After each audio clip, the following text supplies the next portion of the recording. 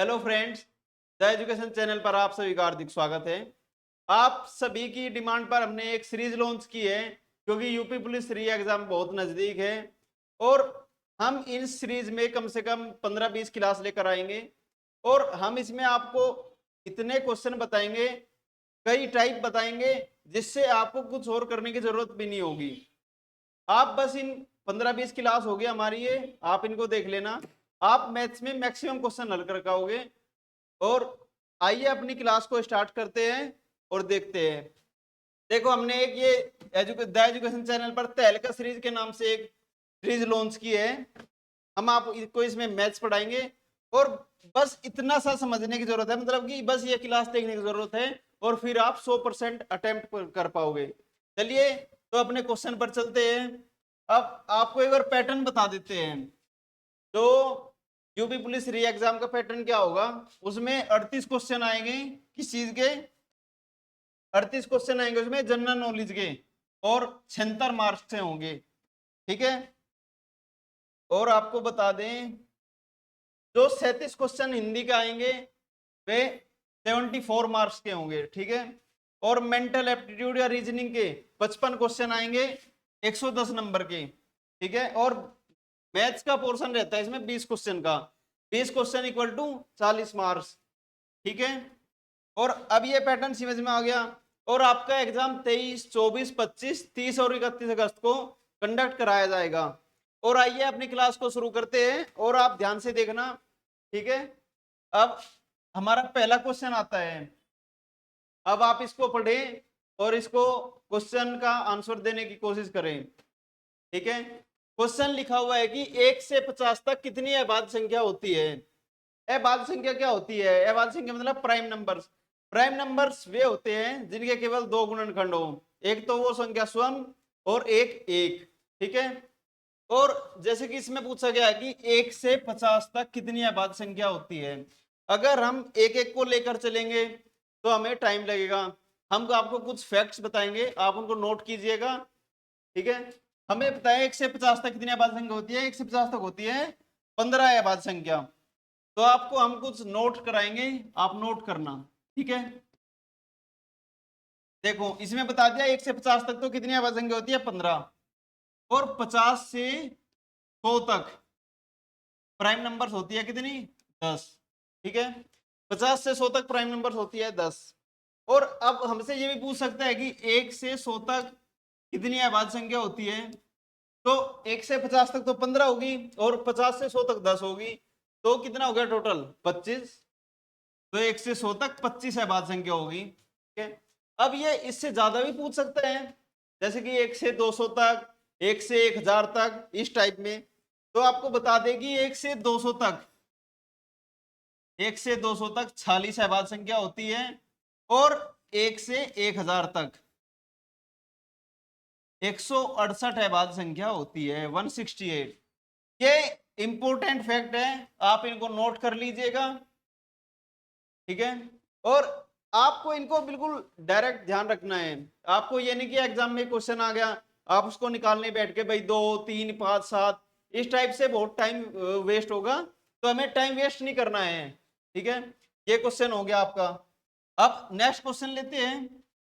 Next question क्या है? अब देखो, क्वेश्चन आ गया बिल्कुल पिछले क्वेश्चन पर आधारित। 53 से 97 तक कितनी आबाद संख्या होती है? तो 50 से जैसे ही स्टार्ट करते हैं, 50, 51, 52, 53, तो सबसे पहली आबाद संख्या कौन सी बढ़ती है? 53 बढ़ती है। और लास्ट में देखें तो 99 तो आबाद संख्या नहीं है, 98 भी आबाद संख्या नहीं है। 97 एक आबाद संख्या है क्योंकि वो एक तो 1 से कटती है और एक वो 97 से कटती है। ठीक है। तो इसमें वही कंसेप्ट है, 50 से 100 तक कितनी आबाद संख्या है। तो ये 53 से 97 तक कितने हो जाएगी हमारे पास? ऑप्शन बी 10 आबाद संख्या होगी। अगर आप कहे तो हम इसको लिख भी देंगे, जैसे आपको हम लिखते तो नहीं लेकिन बता देते हैं। जैसे 53 हो गया। अब जैसे जैसे आगे बढ़ेंगे, 54 नहीं है, 55 नहीं है, 56 नहीं है, 57 नहीं है, 58 नहीं है, 59 है। 59 हो गया। उसके बाद 60 नहीं है, 61 है। 61 के बाद आते हैं फिर 62 नहीं है, 63 नहीं है, 64 नहीं है, 65 नहीं है, 66 नहीं है, 67 है, 69 है, 70 नहीं है, 71 है। तो इस टाइप में टोटल कितनी बैठती है? टोटल 10 अभाज्य संख्या बैठती है। तो हमने आपको फैक्ट्स लिखवा दिए हैं, आप उनको नोट करिएगा और आप उन पे ध्यान देना। अब हम नेक्स्ट क्वेश्चन पे चलते हैं। अब देखो, जैसे डिविजिबल का मतलब कि डिविजिबिलिटी का क्वेश्चन आ गया, तो आपको पता ही होगा डिविजिबिलिटी रूल, जैसे 2 का, 3 का, 4 का, 5 का, इस टाइप में। तो हम इस क्वेश्चन को सोल्व करना है। ये इतना क्वेश्चन है और ये बता रहा कि किससे डिविजिबल है, किससे विभाज्य है। तो हम इसमें क्या करेंगे, सबसे पहले हम इसमें 5 की पावर 71 को कॉमन ले लेंगे। अंदर क्या बचेगा? 1 प्लस 5 की पावर 1 प्लस 5 की पावर 2 प्लस 5 की पावर 3। जब हम इन सबको ऐड करेंगे तो क्या होगा? 5 और 1 6, 25, 5 का स्क्वायर 25 से है 31 और 5 का क्यूब 125। 125 में अब जब हम 31 ऐड करेंगे, 31 ऐड करेंगे तो कितना आएगा हमारे पास? 156। लेकिन आप ऐसा कहोगे कि 156 तो ऑप्शन में है ही नहीं, लेकिन हम 156 को टुकड़ों में तोड़ लेंगे, उसको विभक्त कर लेंगे। तो क्या लिख सकते हैं हम इसको? 2 इंटू 78। तो अब आपको दिखाई देगा कि 78 तो ऑप्शन में है, तो ये पूरी संख्या होगी 5 की पावर 71 इंटू 2 इंटू 78। तो ये किससे विभाज्य होगी? ऑप्शन बी इसका राइट आंसर होगा, ये 78 से विभाज्य है। और हमें इस टाइप में ही करना है, ठीक है। जैसे कि अब नेक्स्ट क्वेश्चन आ गया। नेक्स्ट क्वेश्चन बहुत बहुत इंपॉर्टेंट है और ये लगभग एग्जाम में हर बार पूछा जाता है और शायद इस बार भी पूछा जाए, ठीक है। इससे पहले हम आपको कुछ फैक्ट्स बताते हैं। फैक्ट्स क्या है? जैसे कि कोई संख्या है ए बी, एक 2 अंकीय संख्या है और वो रिपीट हो रही है, ऐसा लिखा गया भाई ए बी, तो ये किससे डिविजिबल होगी? तो ये डिविजिबल होगी ए बी इंटू 101। ये संख्या डिविजिबल होगी 101 से, ठीक है। अब एक एक तरीका हो रहा है, जैसे कि ए बी सी एक 3 अंकीय संख्या है और वो रिपीट हो रही, मतलब कि ए बी सी और ए बी सी, ये 6 अंक होगी। तो ये किससे डिविजिबल होगी? ये होगी 1001 से। A B C into 1000। और आपको ध्यान रखना होगा एक इंपॉर्टेंट मल्टीप्लाई है, 7 इंटू 11 इंटू 13 इक्वल्स किसके आता है? 1001 के। ये बहुत इंपॉर्टेंट मल्टीप्लीकेशन है, ये लगभग एग्जाम में हर बार पूछा जाता है, ठीक है। लेकिन अब आप कहोगे कि सर ये तो 2 अंक की संख्या और 2 बार और रिपीट होगी, मतलब कि ये 6 अंक की बन गई, तो 6 अंक की संख्या किससे विभाज्य होगी? तो अब कह सकते हैं कि सर इसमें तो हम फंस सकते हैं, आपने तो सिर्फ ये बताया है। अरे ये सबसे लेटेस्ट है, सबसे लेटेस्ट है पर्सन, और इसका हल क्या है? ये संख्या होगी 6 अंक की संख्या, इसको हम कैसे लिख सकते हैं? 83 इंटू 10,101। तो ये किससे डिविजिबल होगी? 10,101। ऑप्शन नंबर सी इसका राइट आंसर होगा। और ये वाला पैटर्न और ये वाला पैटर्न एग्जाम में पूछा जा चुका है और शायद ये वाला पैटर्न इस बार पूछा जाएगा। तो आपको ये सब नोट करना है और ध्यान से पढ़ना है, ठीक है। अब नेक्स्ट क्वेश्चन लेते हैं। नेक्स्ट क्वेश्चन हमारा 7वां क्वेश्चन आ गया। अब ये किस चीज का क्वेश्चन है? ये है रेशो का, अनुपात का, ठीक है। अनुपात क्या होता है? जब एक दूसरे से कंपैरिजन की जाती है, लेकिन कंपैरिजन किस में हो? वो सेम में हो, ठीक है, समान होना चाहिए, अलग अलग नहीं। जैसे कि भाई, जैसे कि कोई सब्जी ले ली हमने, आलू ले लिए, आलू का कंपैरिजन हम तेल से करे लेंगे या चीनी से करे लेंगे, तो ये गलत है। आलू का कंपैरिजन हम शिमला मिर्च से करेंगे, गाजर से करेंगे, मतलब कि इस टाइप से करेंगे। तो मतलब कि सेम कंडीशन होनी चाहिए, सेम कैटेगरी होनी चाहिए, ठीक है। अब देखते हैं, ए बाई बी दे रखा, ए बाई ए अनुपात बी दे रखा 3:5, बी अनुपात सी दे रखा 15:8। तो ए अनुपात बी अनुपात सी क्या होगा? देखो कितना बेस्ट क्वेश्चन है, और यूपी पुलिस में यही क्वेश्चन पूछे जाते हैं। अब देखो ए बी और सी हमें ज्ञात करना। तो ए अनुपात बी दे रखा हमारा 3:5, बी अनुपात सी दे रखा हमारा 15:8, ठीक है। तो हमें इसमें करना क्या होगा? अब मैक्सिमम क्या होता है, मैक्सिमम टीचर सब ऐसा करते हैं भाई, इसमें ये एन वाली ट्रिक लगेगी, एन वाली ट्रिक लगेगी। लेकिन हमें ट्रिक नहीं देखनी, हमें अपने कंसेप्ट पे ध्यान देना है। और अगर जिस बच्चे का या जिस भाई का कंसेप्ट क्लियर होगा, वो क्वेश्चन से कुछ भी आ जाए वो आराम से क्लियर कर देगा, उसको आराम से हिट करेगा। ठीक है, तो आप देखना इसमें कंसेप्ट क्या लगेगा। अब जैसे कि हम इससे ऐसे करें 15×3 = 45, 15×5 = 75 और 5×8 = 40, इस टाइप में बनता है। लेकिन हम इसमें आपको बताते हैं इसमें कंसेप्ट क्या लगेगा। ठीक है, कंसेप्ट बता देते हैं आपको। कंसेप्ट लगेगा इसमें 5×8। अब देखो यहाँ b की वैल्यू 5 है, यहाँ b की वैल्यू 15 है, हमें तो b की वैल्यू सेम करनी पड़ेगी। तो अब b की वैल्यू सेम करने के लिए इसमें क्या करेंगे, इसमें पूरे में 3 से मल्टीप्लाई कर देंगे। तो क्या हो जाएगा, 3×3 = 9, तो a की वैल्यू आ गई 9, b की वैल्यू 3×5 = 15 ही हो ही गई, और c की वैल्यू क्या है 8। तो 9:15:8। ऑप्शन नंबर कौन सा है, ऑप्शन नंबर ए इसका राइट आंसर होगा। और यही क्वेश्चन एग्जाम में पूछा गया है और इस टाइप में पूछे जाते हैं। लेकिन हमें कंसेप्ट पे ध्यान देना है। कंसेप्ट क्या है, जो बी की वैल्यू दे रखी है, सी की वैल्यू दे रखी, मतलब कि जिस भी अंक की 2 वैल्यू दी जाए, या जिस भी कोई भी ए है या बी है उसकी 2 वैल्यू दी जाए, तो उसमें जिसकी 2 वैल्यू दी जा रही है उसको सेम करो। सेम करने से वो सेम हो जाएगा, और बाकी अपना अनुपात वगैरह निकाल लो जो भी आपको निकालना है। तो आपको कंसेप्ट पे ध्यान देना है, न कि वो। अब ये दे रखा देखो हमें, क्यूब रूट ऑफ x = 3 है, तो x का मान ज्ञात कीजिए। ये क्वेश्चन घातांक करने का है, और ये इस टाइप में भी क्वेश्चन पूछे जाते हैं, और इसमें बच्चे बहुत गलती कर जाते हैं। लेकिन आपको गलती नहीं करना है, इस बार आपको वर्दी लेनी है और अपना अपना घर का नाम रोशन करना है, और अपना नाम भी दुनिया में बढ़ाना है। ठीक है, तो आप ध्यान दीजिए, क्यूब रूट ऑफ x = 3 है, तो x का मान ज्ञात कीजिए। ठीक है, अब इसको करेंगे तो कैसे करेंगे। अब जैसे कि क्यूब रूट ऑफ x दे रखा = हमारे पास 3 है, अरे हमें इसके ऊपर से क्यूब रूट हटाना है, तो क्या करना पड़ेगा, दोनों और क्यूब कर देंगे। तो जैसे ही क्यूब रूट ऑफ x का होल क्यूब करेंगे, इधर 3 का क्यूब करेंगे, तो क्या आ जाएगा, इससे ये कट जाएगा। तो x की वैल्यू क्या आ जाएगी, x की वैल्यू 27। आपको कम से कम 10 तक क्यूब याद होनी चाहिए।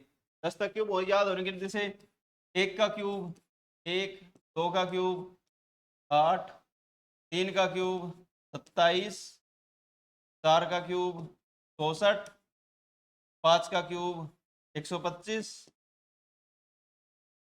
6 का क्यूब 216, 7 का क्यूब 343, 8 का क्यूब 512, 9 का क्यूब 729, और 10 का क्यूब कितना होता है 1000।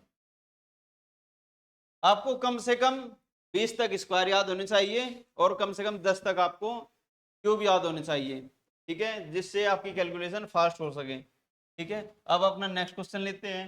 नेक्स्ट क्वेश्चन क्या है हमारा, अब देखो ये क्वेश्चन बिल्कुल इस टाइप से बनाया गया है, जिससे जो भी कोई हो, भाई हो, कोई भी बच्चा हो, वो अपना कंफ्यूज हो जाए।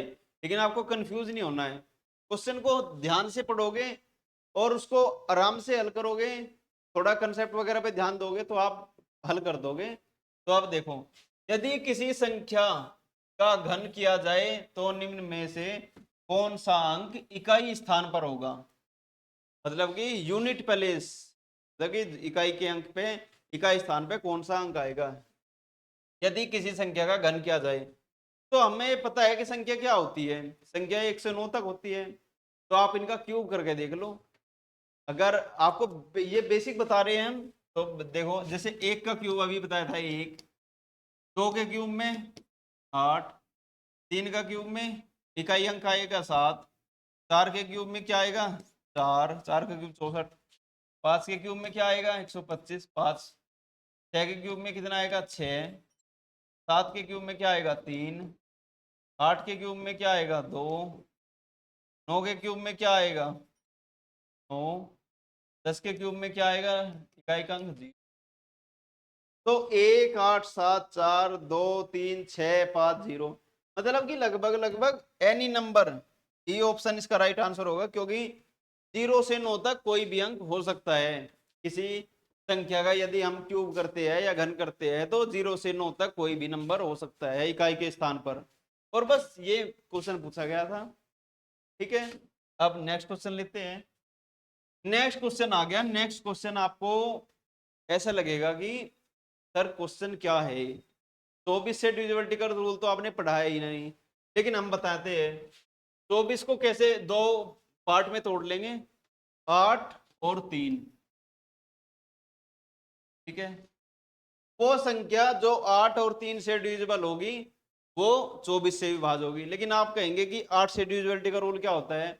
8 से डिविजिबिलिटी का रूल है किसी भी संख्या के लास्ट के 3 अंक यदि 8 से डिविजिबल है तो वो पूरी संख्या 8 से विभाजित होगी। और 3 से डिविजिबिलिटी रूल क्या है? 3 से डिविजिबिलिटी का रूल ये है कि अंकों का योग 3 से डिविजिबल होना चाहिए। ठीक है, अब इस क्वेश्चन को हल करते हैं। जैसे कि आपको दिया हुआ है कि जैसे 512 है, 512 8 से कटता है, 760 है 8 से कटता है, 968 है 8 से कटता है, 668 है, इसको ऑप्शन से ले लेते हैं। 668 देखो, 8 8 64 2 बच गए, तो मतलब कि ये ऑप्शन तो हो नहीं सकता हमारा। ठीक है, ऑप्शन है तो पहले ही कट गया।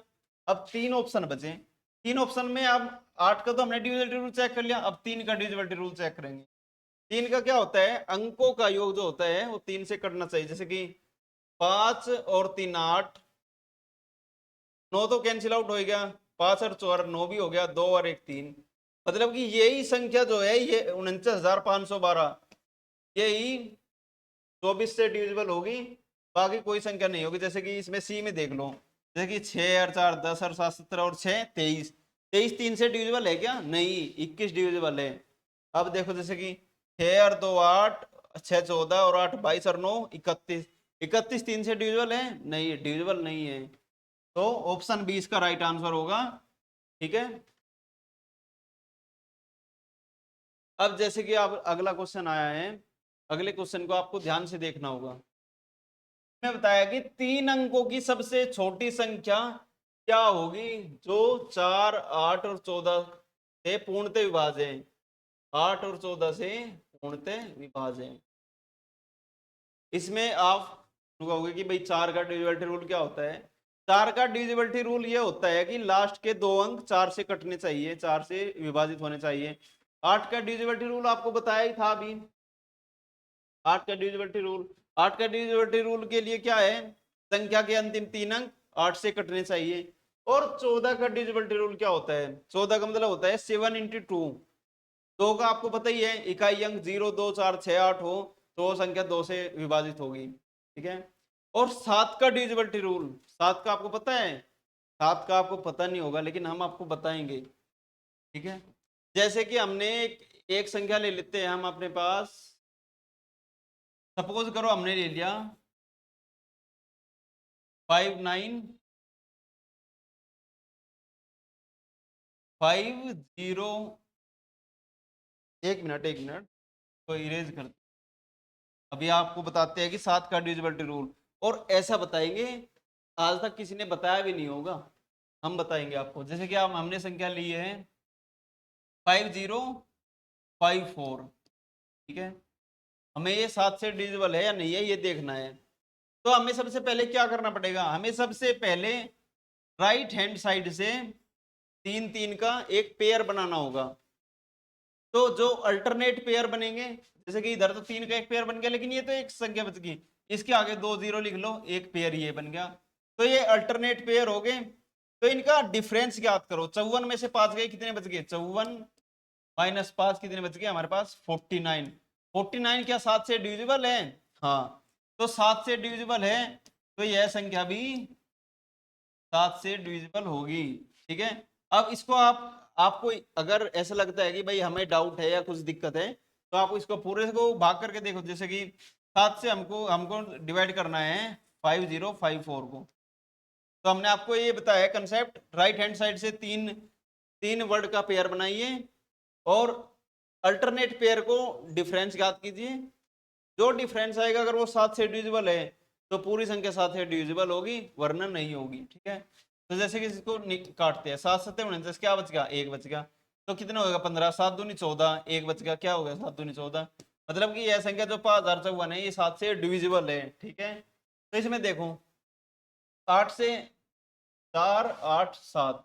अब इसमें हम बाकी कुछ करते ही नहीं ना, हम 4 का देखेंगे ना हम 8 का देखेंगे, हम सिर्फ 7 का देखेंगे।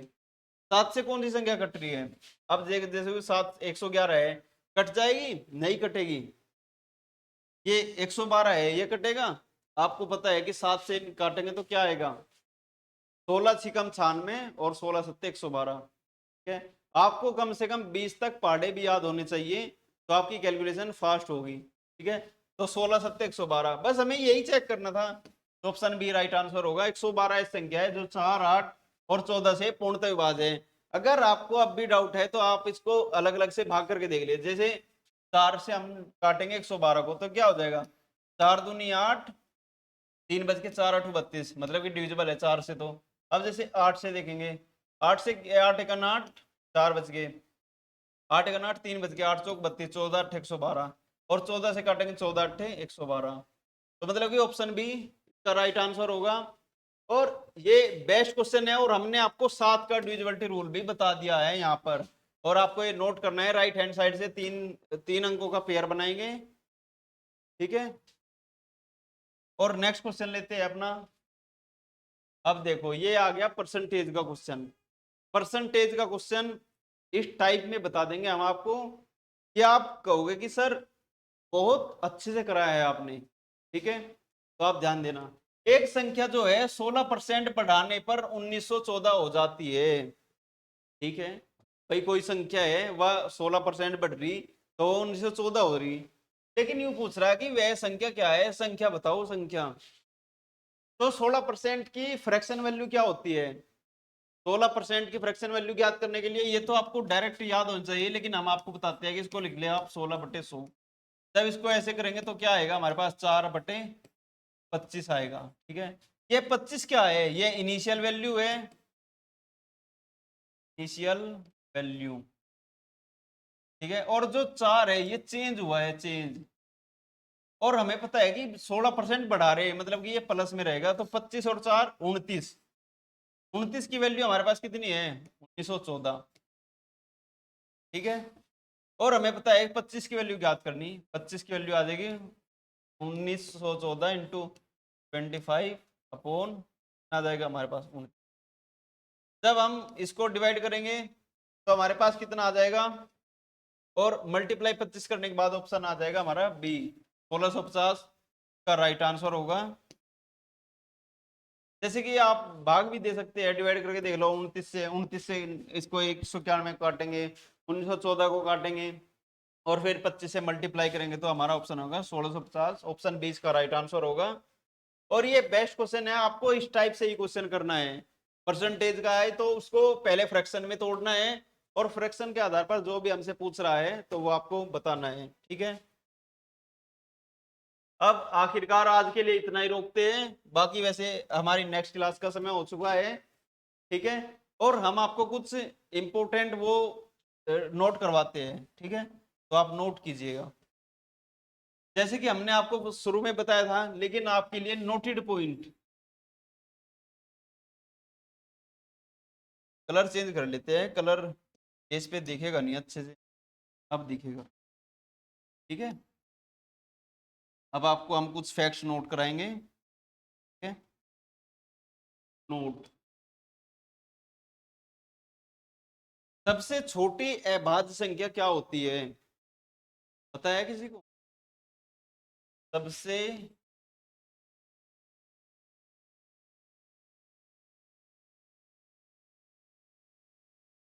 अभाज्य संख्या, अभाज्य संख्या मतलब प्राइम नंबर।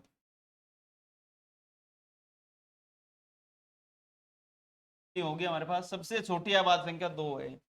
अब आपसे एक ये भी पूछ सकता है कि सबसे छोटी सम अभाज्य संख्या कौन सी है? सबसे छोटी सम अभाज्य संख्या कौन सी है? तो सबसे छोटी सम अभाज्य संख्या भी हमारे पास 2 है, ठीक है। अब आपसे पूछ सकता है कि सबसे छोटी विषम अभाज्य संख्या कौन सी है? विषम का मतलब होता है ओड, ओड प्राइम नंबर, और वो भी सबसे छोटी।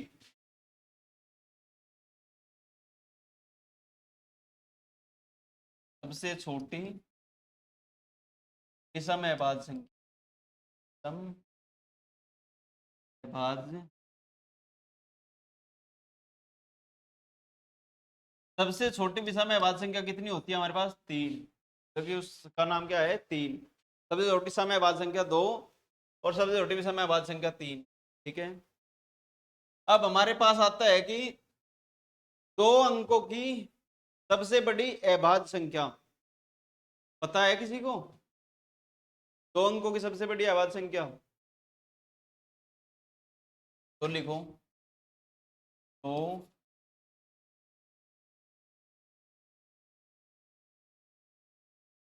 सबसे बड़ी अभाज्य संख्या, अभाज्य का मतलब होता है प्राइम नंबर। इस क्लास में हम आपको अभाज्य संख्या से रिलेटेड जितने भी फैक्ट्स है वे आप बता देंगे। ठीक है, तो आप नोट कीजिएगा बस। सब 2 अंकों की सबसे बड़ी अभाज्य संख्या पूछ रहा, बताओ क्या होगा? ये होगा 97। लेकिन आपको होगी कि सर आपने 2 अंकों की सबसे बड़ी अभाज्य संख्या तो लिखवा दी, लेकिन सबसे छोटी अभाज्य संख्या तो लिखवाओ। तो 2 अंकों की सबसे छोटी अभाज्य संख्या तो यार पता होगा सभी को, लेकिन 2 अंकों की सबसे छोटी अभाज्य संख्या होती है हमारे पास 11। ठीक है, तो अंकों की सबसे छोटी अभाज्य संख्या, सबसे अभाज्य